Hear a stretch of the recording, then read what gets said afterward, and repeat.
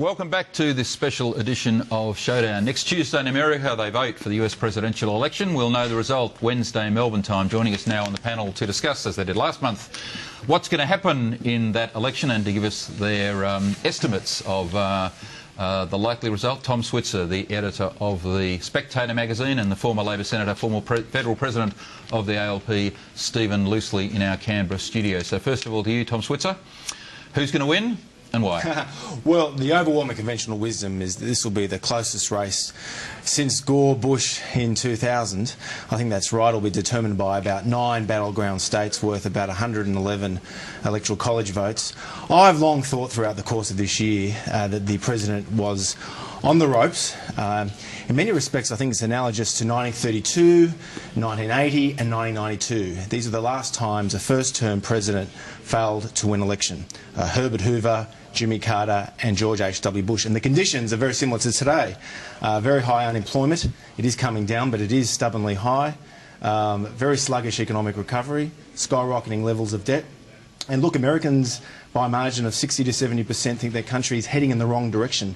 That is not a good record on which to run for re-election. So I think, all things considered, Romney, but it is very close, and it'll come down to some of these battleground states, most notably Ohio and probably Wisconsin. Stephen Loosley. I think the president is returned for a second term. The Democratic campaign has been better focused. It's been a tougher campaign. It's been better targeted. And I think when you look at the state of the US economy, true, it's nowhere as good as Australians are experiencing, but unemployment has been gradually falling, growth has been gradually increasing, and even housing starts are up now. And the unofficial Democratic Party campaign slogan has been General Motors is alive and Osama bin Laden is dead. And I think the Vice President actually said that at the convention in Charlotte, as I recall in his speech. But the significance of General Motors being alive, indeed the fact that the American auto industry's bounced back very strongly, is seen in the so-called Rust Belt states, particularly states like Pennsylvania and Ohio and Michigan, where the President has been in front and continues to remain in front as we go into the last few days of the campaign.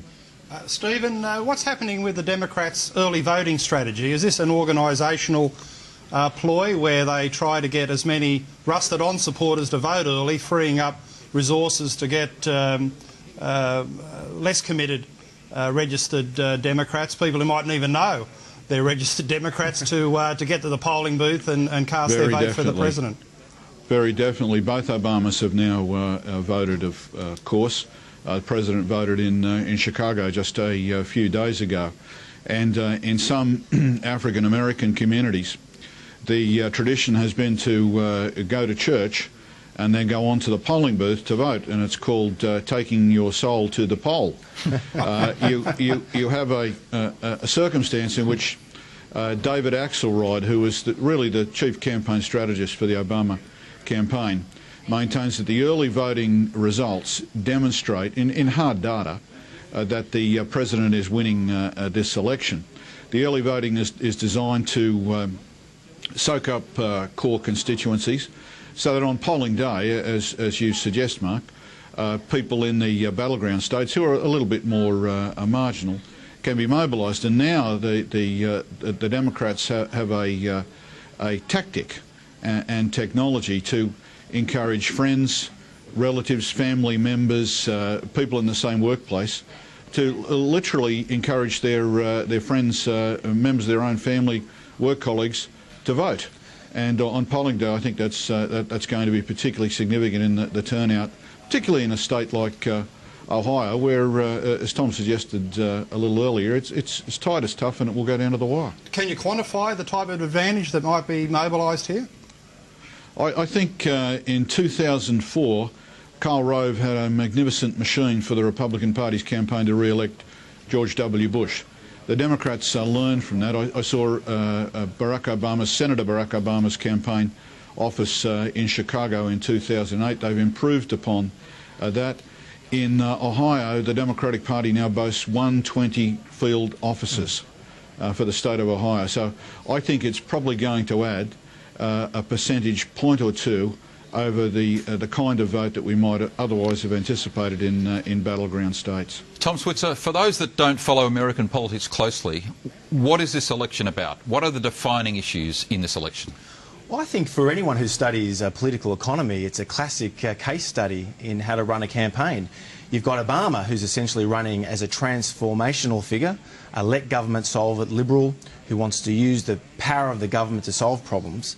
Whereas Romney and his running mate, especially Paul Ryan, are running as a pro-reform, pro-growth conservatism that will try to create incentives to get America moving again. I mean, this is the most sluggish economic recovery since the Great Depression. So I think ultimately it's a battle of philosophies.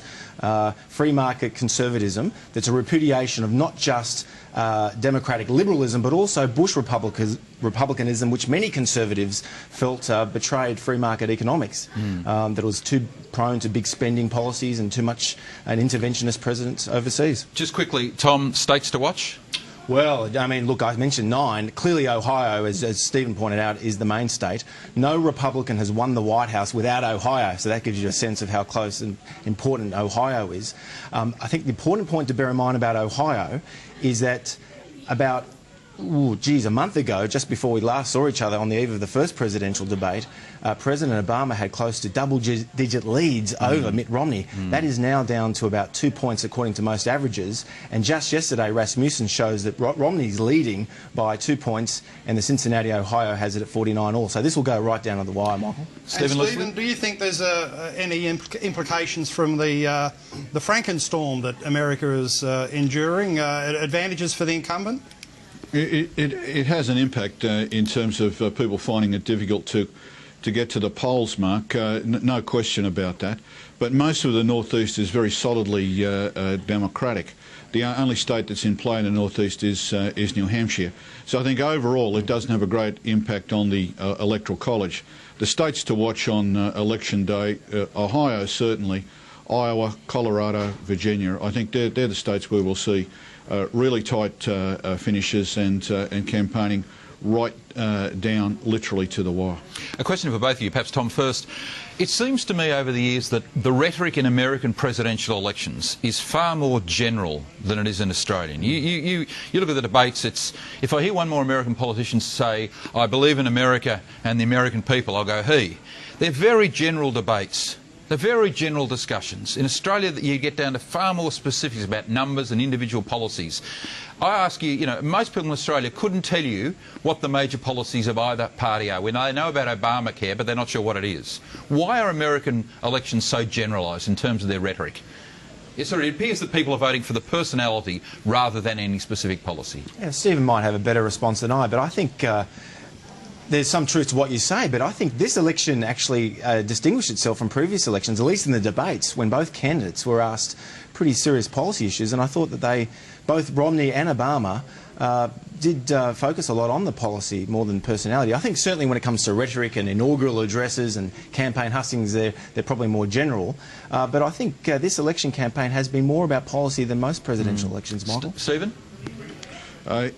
This election is the most difficult for an incumbent president since Franklin Roosevelt beat Governor Leonard in 1936, given the rate of unemployment. So you would be focused, if you were the president, on the breadth of your record rather than the detail, and on your opponent's vulnerability. So that's what happens with the campaign, major speeches, debates and so on and so forth, and in a lot of the campaign advertising, Michael, that's true.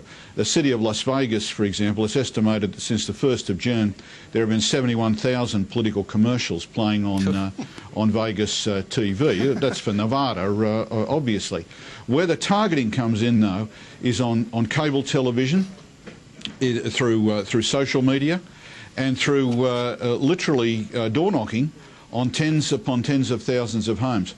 The Obama campaign, and no doubt the Romney campaign too, is very precise. It's forensic in targeting messages that resonate with people individually. So there's intense targeting, but it's off to one side. You don't see it the way you'd see a convention speech or a debate, which is generally fairly broad. Yeah. Stephen Loosley and Tom Switzer, thank you very much indeed for being with us on the last two programs, and there'll be extensive coverage on Sky next week of the US presidential election. From my co-host Mark Latham and I, thank you for watching tonight. We'll be back with our next special edition on the 27th of November, and no doubt Bob Carr will be with us. Until then, good night.